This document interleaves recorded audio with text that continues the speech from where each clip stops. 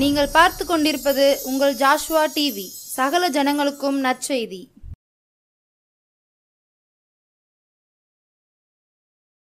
காணாமல் போன ஆடா இருந்தேனே ஏசையா, கண்ணோக்கி பார்த்தீரே, கவலைகளை மாற்றினீரே, மறக்கவில்லையே, மார்போடு அணைத்து கொண்டீரே, தேடி வந்தீரே, தீமைகளை அகற்றி விட்டீரே. Praise the Lord. ஆண்டவராகிய இயேசு கிறிஸ்துவின் இனிதான நாமத்தினாலே உங்களை அன்போடு கூட வாழ்த்துகிறேன். நீங்கள் எப்படி இருக்கீங்க? சந்தோஷமாக இருப்பீங்கன்னு சொல்லி கர்த்தருக்குள்ளே நான் விசுவாசிக்கிறேன். கடந்த நிகழ்ச்சி உங்களுக்கு மிகுந்த பிரயோஜனமாக இருந்திருக்கும் என்று நான் கர்த்தருக்குள்ளே நம்புகிறேன். இந்த நிகழ்ச்சியிலையும் தேவன் உங்களோடு கூட பேச அவர் ஆயத்தம் உள்ள தேவனாக இருக்கிறார். ஆகவே நீங்களும் ஆயத்தமாக இருப்பீங்கன்னு நான் ஆண்டவருக்குள்ளே முழு மனதோடு நம்புகிறேன். தொடர்ந்து தேவன் நம்மோடு கூட பேசுவாராக. நீங்கள் வேத புஸ்தகத்தை எடுத்துக்கோங்க. கர்த்தர் உங்களை ஆசீர்வதிப்பாராக. வாசிக்கலாம். அப்போஸ்தலர் நடபடிகள், புதிய ஏற்பாட்டு புஸ்தகத்தில் அப்போஸ்தலர் நடபடிகள் 16ஆம் அதிகாரத்தை திருப்பிக்கோங்க. அதனுடைய 12ஆம் வசனத்திலிருந்து 15ஆம் வசனம் வரைக்கும் நாம் வாசிக்க கேட்போம். அங்கே இருந்து மக்கெதோனியா தேசத்து நாடுகளில் ஒன்றிற்கு தலைமையானதும் ரோமர் குடியேறினதுமான பிலிப்பு பட்டணத்திற்கு வந்து அந்த பட்டணத்தில் சில நாள் தங்கியிருந்தோம். ஓய்வு நாளில் நாங்கள் பட்டணத்துக்கு வெளியே போய் ஆற்றின் அருகே வழக்கமாய் ஜெபம் பண்ணுகிற இடத்தில் உட்கார்ந்து அங்கே கூடி வந்த ஸ்திரீகளுக்கு உபதேசித்தோம். சரி. அப்பொழுது தியத்தேரா ஊராளும் இரத்தாம்பரம் விற்கிறவளும் தேவனை வணங்குகிறவளுமாகிய லீதியாள் என்னும் பெயருள்ள ஒரு ஸ்திரீ கேட்டுக்கொண்டிருந்தாள். பவுல் சொல்லியவைகளை கவனிக்கும்படி கர்த்தர் அவள் இருதயத்தை திறந்தருளினார். அவளும் அவள் வீட்டாரும் ஞானஸ்தானம் பெற்ற பின்பு அவள் எங்களை நோக்கி, நீங்கள் என்னை கர்த்தரிடத்தில் விசுவாசம் உள்ளவள் என்று எண்ணினால் என் வீட்டிலே வந்து தங்கியிருங்கள் என்று எங்களை வருந்தி கேட்டுக்கொண்டாள். நல்ல கவனிங்க. இன்னைக்கு நாம் தியானிக்க போகிற ஆண்டுடைய வார்த்தை என்னன்னு சொன்னா, நாம் வாசித்த 14ஆம் வசனத்தின் கடைசி பகுதியில் சொல்லப்பட்டிருக்கிறது, கர்த்தர் அவள் இருதயத்தை திறந்தருளினார் என்று வாசிக்கிறோம். எனக்கு அன்பான தேவ பிள்ளைகளே, இன்னைக்கு நாம் சிந்திக்க போகிற வார்த்தையானது என்ன அப்படின்னா, இருதயம் திறக்கப்பட வேண்டும். நம்முடைய இருதயம் திறக்கப்பட வேண்டும் அப்படிங்கிற அந்த வார்த்தையை தலைப்பாக கொண்டு நாம் இன்றைக்கு கர்த்தருடைய வார்த்தையை சிந்திப்போம். எனக்கு அன்பான தெய்வ பிள்ளைகளே, நம்முடைய இருதயத்தை அவர் ஒருவரே திறக்க முடியும். நம்புறீங்களா? இயேசு ஒருவரே நம்முடைய இருதயங்களை திறக்க வல்லவராக இருக்கிறார். மனுஷன் அல்ல, தேவன் ஒருவரே நம்முடைய இருதயங்களை திறக்க வல்லவர். இந்த லீதியாள் என்று சொல்லப்படுகிற இந்த ஸ்திரீயினுடைய இருதயத்தை கர்த்தர் திறந்தார். அவருடைய இருதயத்தை கர்த்தர் திறந்தார் என்று வாசிக்கிறோம். இன்னைக்கு இந்த வார்த்தையை கேட்டுக்கொண்டிருக்கிற உங்கள் வாழ்க்கையில் உங்கள் இருதயம் திறக்கப்பட வேண்டும் என்று கர்த்தர் விரும்புகிறார். தேவனுடைய வார்த்தையானது உங்களுக்குள் கடந்து போக, உங்கள் வாழ்க்கையை மாற்றி அமைக்க, உங்கள் வாழ்க்கையை ஆசீர்வாதத்துக்கு நேராக நடத்த, நீங்களும் தேவனுடைய பிள்ளைகள் என்ற அந்த சாட்சியின் அனுபவத்துகளை வருவதற்கு தேவனுடைய வார்த்தை உங்களுக்குள் முதலாவது கடந்து போக வேண்டுமானால் உங்கள் இருதயம் திறக்கப்பட வேண்டும். இன்னைக்கு அநேகருடைய வாழ்க்கையில் இருதயம் திறக்கப்படுவது இல்லை. அநேகருடைய வாழ்க்கையில் வசனத்தை கேட்கிறாங்க, வேத வசனத்தை படிக்கிறாங்க, ஆனால் இருதயம் திறக்கப்பட்ட நிலைமையில் அந்த வசனத்தை தனக்குள் தேவனுடைய ஆவியானவர் கிரியை செய்கிறத உணர முடிகிறதா என்று பார்த்தால் உணர முடிவதில்லை. இந்த நிகழ்ச்சியை பார்க்கிற நீங்கள் உங்கள் வாழ்க்கையில் உங்கள் இருதயம் திறக்கப்பட வேண்டும் என்று கர்த்தர் விரும்புகிறார். நாம் வாசித்த இந்த அருமையான இந்த லீதியாளுடைய வாழ்க்கையில் அவளுடைய இருதயம் திறக்கப்பட்டது. கர்த்தர் அவள் இருதயத்தை திறந்தருளினார் என்று வாசிக்கிறோம். அப்போ நம்முடைய வாழ்க்கையில் நம்முடைய இருதயம் திறக்கப்படுவதற்கு நாம் என்ன செய்யணும் அப்படிங்கிற காரியத்தை நாம் இன்னைக்கு பார்க்க போகிறோம். அதாவது இந்த லீதியாளுடைய வாழ்க்கையில் கர்த்தர் அவளுடைய இருதயத்தை திறப்பதற்கு முன்னாடி ஒரு 3 சம்பவங்கள், 3 அனுபவங்கள் நாம் பார்க்க போகிறோம். கர்த்தர் அவருடைய இருதயத்தை திறந்த பின்பு அவருடைய வாழ்க்கையில் நடந்த 3 சம்பவத்தை அவருடைய வாழ்க்கையின் நெறிமுறைகளை, வாழ்க்கையின் நடைமுறைகளை குறித்து நம்ம பார்க்க போகிறோம். அப்போ அவருடைய இருதயம் திறக்கப்படுவதற்கு முன்பதாக 3, இருதயம் திறக்கப்பட்ட பின்பு ஒரு 3. ஆகவே இந்த 6 காரியங்கள் நம்முடைய வாழ்க்கைக்கு நிச்சயமாக பிரயோஜனமாக இருக்கும். கர்த்தர் உங்களோடு கூட நிச்சயமாய் பேசுவார் என்று நான் கர்த்தருக்குள்ளே நம்புகிறேன். முதலாவதாக, இந்த லீதியாளுடைய இருதயம் திறக்கப்படுவதற்கு அவளுடைய வாழ்க்கையில் இருந்த முதலாவது நல்ல குணம் என்ன அப்படின்னா, நான் வாசித்த அருமையான 14ஆம் வசனத்தில் சொல்லப்பட்டிருக்கிறது, அப்பொழுது தியத்திரா ஊராளும் இரத்தாம்பரம் விற்கிறவளும் அப்படின்னு போட்டிருக்கு.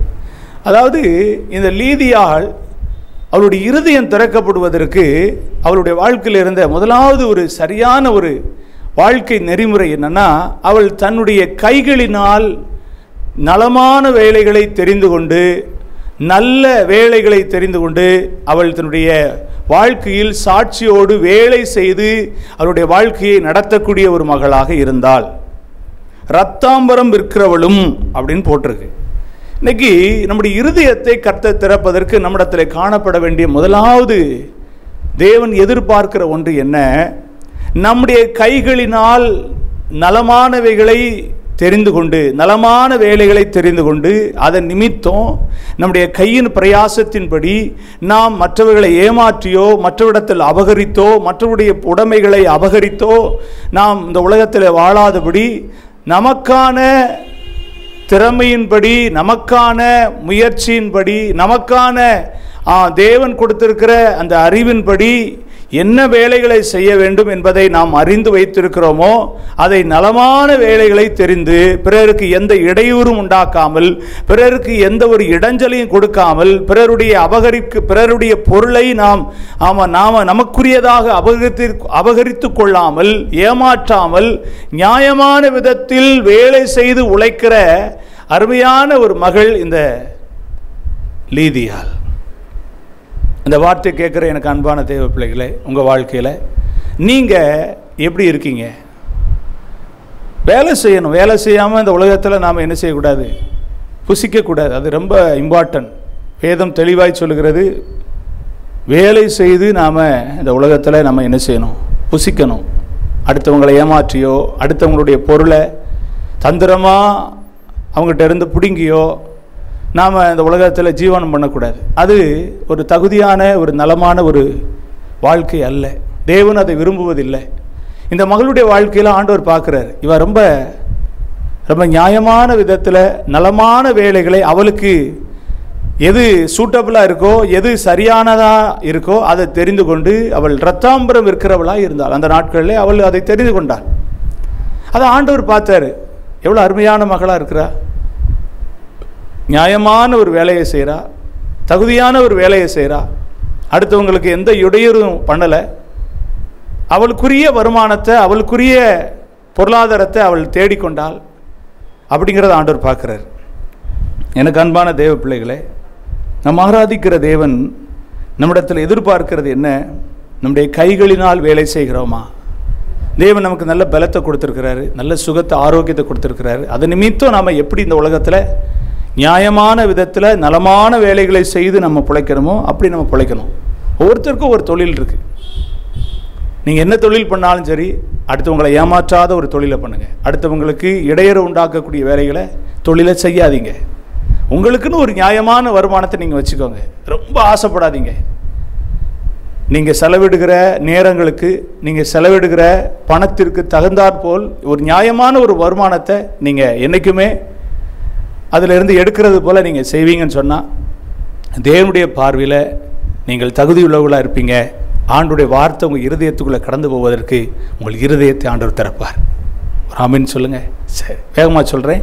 ரெண்டாவது, அடுத்த வரி சொல்லுது, தேவனை வணங்குறவளுமாய் அப்படின்னு போட்டிருக்கு. ரெண்டாவது, அவள் தேவனை சேவிக்கிற ஒரு மகளாக இருந்தாள், தேவனை தொழுது கொள்கிற ஒரு மகளாக இருந்தாள், தேவனை ஆராதிக்கிற ஒரு மகளாக இருந்தா, தேவனுக்கு கொடுக்கக்கூடிய கனத்தை, மகிமையை செலுத்தக்கூடிய ஒரு மகளாக இருந்தா. இன்னைக்கு நம்முடைய வாழ்க்கையில் வேலை செய்வோம், ஆனால் வேலைன்னே போயிடுவோம், கடவுளை மறந்துடுவோம், தேவனை மறந்துடுவோம், தேவனை ஆராதிக்கிறத மறந்துடுவோம், அதற்கு இம்பார்ட்டன்ட் கொடுக்க மாட்டோம். அப்படி நம்ம வாழ்க்கையில் இருக்கக்கூடாது. வேலை செய்தாலும் தேவனுக்கு கொடுக்கக்கூடிய நாளை, தேவனுக்கு கொடுக்கக்கூடிய நேரத்தை, தேவனுக்கு கொடுக்கக்கூடிய அந்த சரியான அந்த ஸ்தோத்திர ஸ்தானத்தை நம்ம கட்டாயம் கொடுத்து தான் தீரணும். அந்த நேரத்தில் கொண்டு போய் வேலை செய்யுது, அந்த நேரத்தில் வீணான காரியத்துக்கு நம்ம நேரத்தை செலவிடுறது தகுதியான ஒன்று அல்ல. அவள் தேவனை வணங்குகிறவளுமாய் இருந்தாள். இன்னைக்கு தேவனை வணங்குகிற அனுபவம் நம்ம வாழ்க்கையில் இந்த அளவுக்கு முதன்மையானதாக இருக்குது. யோசிங்க. மற்ற எல்லாத்துக்கும் நீங்கள் நேரம் கொடுக்குறீங்க, மற்ற எல்லாத்துக்கும் நீங்கள் அதிகமான முக்கியத்துவம் கொடுக்குறீங்க. ஆனால் தேவனை சேவிக்கக்கூடிய காரியத்தில் ரொம்ப அசால்ட்டாக இருக்கீங்களா? ரொம்ப எப்படி இருக்கீங்க? உங்கள் வாழ்க்கையில் அதிக முன்னுரிமை கொடுக்கறது இல்லை. ஆண்டவர் உங்களோட பேசுகிற தேவனுடைய வசனம் உங்கள் இருதயத்தில் விழுவதற்கு, உங்கள் இருதயம் திறக்கப்படணும்னா நீங்கள் தேவனை தொழுது கொள்கிற விஷயத்தில், தேவனை ஆராதிக்கிற விஷயத்தில், தேவனை வணங்குகிற விஷயத்தில் கவனம் உள்ளவர்களாக இருக்கீங்களா? நீங்கள் கவனமுள்ளவர்களா ஒரு தாயும் தகப்பனும் இருந்தால் மாத்திரமே உங்கள் பிள்ளைகள் உங்களுடைய நடக்கைகளை கவனித்து உங்கள் தேவனாகிய கர்த்தரை சேவிக்கிறதில் அவர்களுக்கு ஆர்வம் வரும். சிலர் சொல்றீங்க, நான் ஆண்டவரை தேடுறேன், ஆனால் என் பிள்ளை ஆண்டவரை தேட மாட்டேங்கான், என் மகன் தேட மாட்டேங்கான், என் மகா தேட மாட்டேங்கா. உங்கள் வாழ்க்கையில் தேவனை சேவிக்கிற விஷயத்தில் நீங்கள் எந்த அளவுக்கு உத்தரவாதம் உள்ளவர்களாக நீங்கள் நடக்கிறீங்க கொஞ்சம் யோசித்து பாருங்கள். நீங்கள் சரியாக இருந்து பாருங்கள். உங்கள் பிள்ளைகள் தானாக ஆண்டவரை நேசிக்கிறவங்களா, தானாக கர்த்தரை ஆராதிக்கிற விஷயத்தில் சரிவரப்பட தேவன் உங்கள் வாழ்க்கையின் சாட்சி அங்கே முதன்மையாக நிறுத்துவார். அப்போ ரெண்டாவது, தேவனை வணங்குற விஷயத்தில் நம்ம கவனம் உள்ளவர்களாக இருக்கிறோமா? அப்படி இருந்தால் என்னுடைய இருதயத்தை கர்த்தர் திறப்பார். எதுக்கு திறப்பார்? வசனத்தை நம்ம உள்ளத்தில் விதைக்கும்படி அவர் திறப்பார். மூன்றாவது, நீங்கள் வாசிப்பீர்களானால் அங்கே சொல்லப்பட்டிருக்கிறது, தேவனை வணங்குவதுமாகிய லீதியாள் என்னும் பெயருள்ள ஒரு ஸ்திரீ கேட்டுக்கொண்டிருந்தால் பவுல் சொல்லியவைகளை கவனிக்கும்படி கர்த்தர் அவள் இருதயத்தை திறந்தருளினார். நல்லா கவனிங்க. அப்போ பவுல் சொல்லுகிற உபதேசங்களை கவனிக்கக்கூடிய ஒரு மகளாக இருந்தால். இன்னைக்கு நம்ம உலக பிரகாரமாக இருக்கிற மற்ற எல்லாத்தின் மேலேயும் கவனம் வைப்போம். ஆனால் சபை அல்லது உபதேசம், தேவனுடைய வார்த்தை அப்படிங்கிற விஷயத்தில் நாம் கொஞ்சம் ரொம்ப கவனக்குறை உள்ளவர்களாக தான் இருக்கிறோம். இன்றைக்கி இந்த நிகழ்ச்சியை பார்க்குற உங்களுக்குள்ள தேவன் ஆகிய கர்த்தர் பேசுகிறாரு. உங்கள் கவனம் வசனத்தின் மேலே செய்யணும், சரியாக இருக்கணும். வேலைகளை செஞ்சுக்கிட்டே நான் கவனிக்கிறேன்னு சொல்கிறது கவனமாக இருக்காது. அதனால தான் சொல்லுவாங்க, சாப்பிடும்போது பேசிக்கிட்டே சாப்பிடக்கூடாதுமாங்க. ஏன் பேசிக்கிட்டே சாப்பிட்டா என்ன அப்படின்னு கேள்வி கேட்குற ஆட்கள் இன்றைக்கி நிறையா வந்துட்டாங்க. ஏன் அப்படின்னா, நம்ம சாப்பிட்ற சாப்பாடை நம்ம என்ன செய்ய மாட்டோம், நம்முடைய சரீரத்துக்கு உண்டான ஆகாரமாக அதை சரியான விதத்தில் அதை மென்று நாம் உள்ள பருகினால் மாத்திரம்தான் அது சரீர உறுப்புகளுக்கு அது சத்து சரியாக பிரித்து கொடுக்கப்படும். நாம் வேற ஒரு கவனத்தில் நம்ம சாப்பிட்டோன்னு சொன்னால் நம்ம சாப்பிட்ற விஷயத்தில் கூட நம்முடைய சரீரத்துக்கு உண்டான சத்துக்களை பிரித்து கொடுக்கக்கூடிய மனநிலைமையை நாமே கெடுக்கக்கூடியவங்களாக இருக்கிறோம். ஒரு சரீர பிரகாரமான காரியத்துக்கு இவ்வளோ இம்பார்ட்டன்ட் கொடுக்கணும்னா ஒரு ஆவிக்குரிய காரியத்துக்கு நம்ம எந்த அளவுக்கு கவனம் கொடுக்க வேண்டியவங்களாக இருக்கிறோம். அப்போ உபதேசத்தை ஊழியக்காரர்கள் சொல்லுகிற, கர்த்தருடைய வசனத்தை போதிக்கிறவர்கள் சொல்லுகிற வசனத்துக்கு நாம் எந்த அளவுக்கு கவனம் உள்ளவர்களாக இருக்கிறோம், உபதேசத்தை கேட்பதில் எந்த அளவுக்கு நமக்கு கவனம் இருக்கிறதோ அதை கண்டு தான் ஆண்டவருடைய இருதயத்தை திறக்கிறவராக இருக்கிறார். அப்போ முதலாவது, அவள் தன்னுடைய கைகளினால் நலமான வேலைகளை செய்தாள். ரெண்டாவது, அவள் தேவனை வணங்கக்கூடியவளாய் இருந்தாள். மூன்றாவது, அவள் தேவனுடைய வசனங்களை, ஊழியர்கள் கர்த்தருடைய தாசர்கள் பேசுகிற அந்த வார்த்தைகளை, உபதேசங்களை கவனித்து கேட்கக்கூடிய அளவுக்கு தன்னை அர்ப்பணித்ததனால் ஆண்டவர் அவளுடைய இருதயத்தை கர்த்தர் திறந்தார். இந்த மூன்று காரியமும் நம்முடைய வாழ்க்கையில் இருக்கும்போது தேவனுடைய வசனம் நம்முடைய இருதயத்தில் விதைக்கப்படுவதற்கு, நமக்குள்ளே அது பலன் கொடுக்கக்கூடிய காரியத்தை கர்த்தர் செய்வதற்கு இருதயத்தை திறப்பார். சரி, அப்போ மூணாவது, அவருடைய உபதேசங்களை அவள் கேட்டா கர்த்தருடைய இருதயத்தை திறந்தார். இப்போ உபதேசத்தை கேட்டு அவருடைய இருதயத்தை கர்த்தர் திறந்த பிறகு அவளுக்குள்ள ஏற்பட்ட மூன்று விதமான காரியம் என்ன? நீங்கள் வாசிப்பீர்களானால் 15ஆம் வசனத்தின் மேல் பகுதியில் சொல்லப்பட்டிருக்கிறது, அவளும் அவள் வீட்டாரும், நல்ல கவனிங்க, அவளும் அவள் வீட்டாரும் ஞானஸ்தானம் பெற்ற பின், நல்ல கவனிங்க, ஞானஸ்தானம் பெற்றா. நல்ல கவனிங்க, இருதயத்தை கர்த்தர் திறந்த பிறகு வசனம் கிரியை செய்ய ஆரம்பிக்கி, கர்த்தருடைய உபதேசம் அவளுக்குள்ள கிரியை செய்ய ஆரம்பிக்கி, அவளால் சும்மா இருக்க முடியல. கர்த்தராகிய இயேசு கிறிஸ்துவை விசுவாசிக்கிறா. அவர் தான் இந்த உலகத்தில் அடிக்கப்பட்டார், அவர் தான் அடக்கம் பண்ணப்பட்டார், 3ஆம் நாள் சொன்னபடி உயிர்த்தெழுந்தார், அவர் தான் என்னுடைய பாவங்களுக்காக அடிக்கப்பட்டவர் அப்படிங்கிற விசுவாசம், நம்பிக்கை அவளுக்குள் வசனத்தின் மூலம் கிரியை செய்ய ஆரம்பித்த உடனே அவள் சும்மா இருக்க முடியவில்லை. அவளும் ஞானஸ்தானம் எடுத்தாள், அவள் வீட்டாரும் ஞானஸ்தானம் எடுக்கும்படி அவள் அந்த காரியத்தை முயற்சி எடுத்து செய்கிறவளாக இருந்தாள். இந்த வார்த்தை கேட்கிற எனக்கு அன்பான தேவ பிள்ளைகளே, ஆண்டவராகிய இயேசு கிறிஸ்து இந்த உலகத்துக்கு எதற்காக வந்தார்? உங்களை மீட்கும்படி வந்தார். உங்களுடைய பாவங்களுக்காக அடிக்கப்படும்படி வந்தார். உங்களுடைய சாபங்களை உங்களை விட்டு நீக்கி அவருடைய பிள்ளைகளாகும்படி அவர் தன்னையே ஒப்பு கொடுத்தாரே. அவருடைய பிள்ளைகளாகும்படி அப்படின்னு சொல்லப்பட்ட வார்த்தை எப்போ நிறைவேறும்னா, அவருக்காக அவருடைய பிள்ளையாய் நான் இருக்கிறேன் என்று பாவத்துக்கு மரித்து என்னைக்கு நீதிக்கு நம்ம பிழைக்கிறோமோ அப்பந்தான் அவருடைய பிள்ளையா மாறுறோம். ஆகவே அதுதான் ஞானசானம். அந்த ஞானசானத்தை அவருடைய வாழ்க்கையில அவளும் எடுத்துக்கொண்டால் அவருடைய வீட்டாருக்கும் அந்த அனுபவத்தை சொல்லிக் கொடுத்து அந்த அனுபவத்துக்களை கொண்டு வந்தா. எவ்வளவு பெரிய ஒரு நலமான காரியம் பாருங்க. இருதயத்தை திறந்த பிறகு அவளுக்குள்ள ஏற்பட்ட மாற்றம் உங்க வாழ்க்கையில ஏற்படணும். கர்த்தருடைய இருதயத்தை திறப்பாரானால் முதலாவது நடக்க வேண்டிய காரியம், நீங்கள் ஞானசானம் எடுக்கணும். இயேசுவை சொந்த ரட்சகராக ஏற்றுக்கொண்டேனுங்க அப்படிங்கிறத பிரதிபலிக்கக்கூடிய காரியத்தை நீங்கள் செய்யணும். இன்னைக்கு ஒன்று ஞானசானம் எடுக்காமல் இருந்தீங்கன்னா ஞானசான சத்தியத்துக்கு ஒப்பு கொடுங்க. சத்தியத்தை சரியாக கேட்டு கீழ்ப்படிந்து நான் இப்படிப்பட்ட ஒரு பரிசுத்தமான வாழ்க்கை வாழ்வேன்னு உங்களை ஒப்பு கொடுத்து எடுங்க. ஞானசானங்கிற ஒரு காரியத்துக்காக, ஒரு பேருக்காக மனம் திரும்பாமல், பாவ மன்னிப்பு நிச்சயம் பெறாமல், ஆமாம் கனி கொடுக்கிற ஜீவியம் இல்லாமல் ஞானசானம் எடுத்து தேவனுடைய நாமத்தை வீணில் வழங்காதீங்க. ரெண்டாவது சொல்லப்பட்டிருக்கிறது ஸ்தோத்திரம். கர்த்தர் நல்லவர். அவருடைய வாழ்க்கையில் ஸ்தோத்திரம். விசுவாசம் உள்ளவள் என்று அப்படின்னு போட்டிருக்கு. நீங்கள் என்னை கர்த்தரிடத்தில் விசுவாசம் உள்ளவன் என்று எண்ணினாள். ரெண்டாவது அவளுக்குள்ள விசுவாசத்தின் பூர்ண நிச்சயம் வந்துச்சு. இன்னைக்கு உங்கள் வாழ்க்கையில் எந்த அளவுக்கு விசுவாசத்தின் ஒரு பூரண நிச்சயம் இருக்கு யோசிங்க. ஞானசானம் எடுத்து அவள் கர்த்தரை மாத்திரம் சார்ந்து வாழ்கிற அனுபவத்தில் விசுவாசம் நிறைந்தவளாக இருந்தா. சரியா உங்க இருதயத்தில் வசனம் விதைக்கப்படுமானால், இருதயம் திறக்கப்பட்ட அனுபவத்தில் நீங்க இருப்பீங்கன்னா, ஞானசானம் பெற்று கர்த்தர் மேல் வைக்கிற விசுவாசத்தின் பூரண நிச்சயத்துக்குள்ள வருவீங்க. அந்த அனுபவம் உங்களுக்கு வேணும். விசுவாசத்தில் வல்லவர்களா நீங்க மாறணும். விசுவாசத்தில் நீங்கள் உறுதியானவர்களா மாறணும். யார் என்ன சொன்னாலும், எந்த சூழ்நிலையை கடந்தாலும் கர்த்தர் மேல் வைக்கிற விசுவாசத்தில் கொஞ்சம் கூட தளர்ந்து போகக்கூடாது. உறுதி உள்ளவர்களா நீங்க இருக்கணும். எவ்வளவு இழப்புகள் வந்தாலும், எவ்வளவு சோதனைகள் வந்தாலும், எவ்வளவு இக்கட்டுகள் வந்தாலும் கர்த்தர் மேல் வச்சிருக்கிற விசுவாசத்தின் உறுதியாய் நீங்கள் இருப்பீர்களானால் நீங்கள் உங்கள் வாழ்க்கையில் இருதயம் திறக்கப்பட்ட அனுபவத்தை பிரதிபலிக்கக்கூடியவங்களா இருக்கீங்க. மூணாவது அங்கே சொல்லப்பட்டிருக்கிறது, என் வீட்டிலே வந்து தங்கியிருங்கள் என்று வருந்தி கேட்டுக்கொண்டால். ஊழியர்களை உபசரிக்கிற விஷயத்தில் உதாரத்துவம் உள்ளவர்களா இருந்தார்.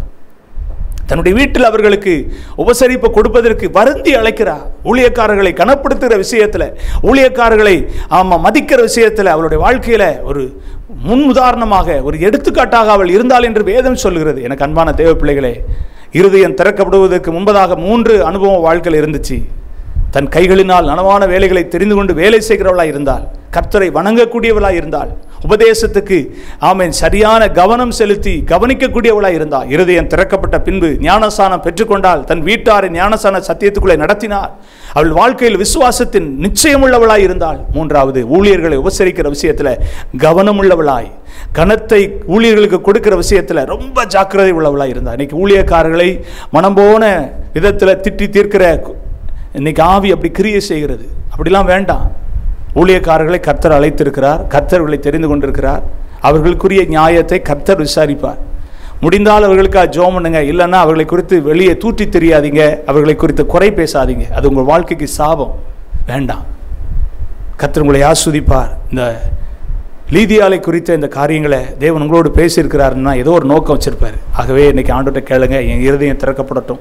என் இருதயம் திறக்கப்படுவதற்கு இந்த 3 காரியம் வாழ்க்கையில் நடக்கட்டும். இருதயம் திறக்கப்பட்ட பிறகு இந்த 3 காரியங்களை நான் செய்ய நான் விரும்புகிறேன்னு சொல்லி ஒப்பு கொடுங்க. கர்த்தர் உங்கள் வாழ்க்கையில் பெரிய காரியங்களை செய்வார். கண்களை மூடி ஜெபம் பண்ணுவோம். நேசிக்கிற நல்ல ஆண்டவரே, இயேசுவின் நாமத்தினால் உடைய சமூகத்தில் வருகிறோம். நாங்கள் கேட்ட நம்முடைய வார்த்தைகள் நம்முடைய பிள்ளைகளுடைய வாழ்க்கையில் ஒரு பெரிய மாற்றத்தை கொண்டு வரட்டும். லீதியாளுடைய இருதயத்தை கர்த்தர் திறந்தீர் ஆண்டவரே. அது நிமித்தம் உடைய வாழ்க்கையில் ஏற்பட்ட அந்த மாற்றங்கள் இந்த வார்த்தையை கேட்ட இந்த நிகழ்ச்சியில் கலந்து கொண்டிருக்கிற ஒவ்வொரு பிள்ளைகளுடைய வாழ்க்கையிலையும் கிரியை செய்யட்டும். உங்கள் நாமத்துக்கு மகிமை உண்டாகட்டும். எங்களை தாழ்த்துகிறேன், எங்களை வெறுமையாக்குகிறோம். இயேசுவின் நாமத்தில் ஜெபிக்கிறோம் ஜீவனுள்ள நல்ல பிதாவே, ஆமென். கர்த்தர் உங்களை ஆஸ்வதிப்பார். இந்த செய்தி உங்களுக்கு மிகுந்த பிரயோஜனமாக இருந்திருக்கும்னா ஸ்க்ரீனில் தெரிகிற இந்த நம்பருக்கு உங்களுடைய சாட்சிகளை தெரியப்படுத்த மறவாதிருங்க. ஆமாம், தொடர்ந்து எங்களுக்காக ஜெபம் பண்ணுங்க. ஆமாம், ஜாஸ்வட்டிக்காக ஜெபம் பண்ணுங்க. அடுத்த நிகழ்ச்சியில் உங்களை பார்க்கும் வரை கர்த்தருடைய கிருபை, இரக்கம், சமாதானம் உங்கள் அனைவரோடு கூட என்றென்றைக்கு இருப்பதாக. God bless you. ஆமென். காணாமல் போன ஆடா இருந்தேனே ஏசையா, கண்ணோக்கி பார்த்தீரே கவலைகளை மாற்றினீரே, கண்ணோக்கி பார்த்தீரே கவலைகளை மாற்றினீரே, மறக்கவில்லையே மார்போடு அணைத்து கொண்டீரே, தேடி வந்தீரே தீமைகளை அகற்றி விட்டீரே.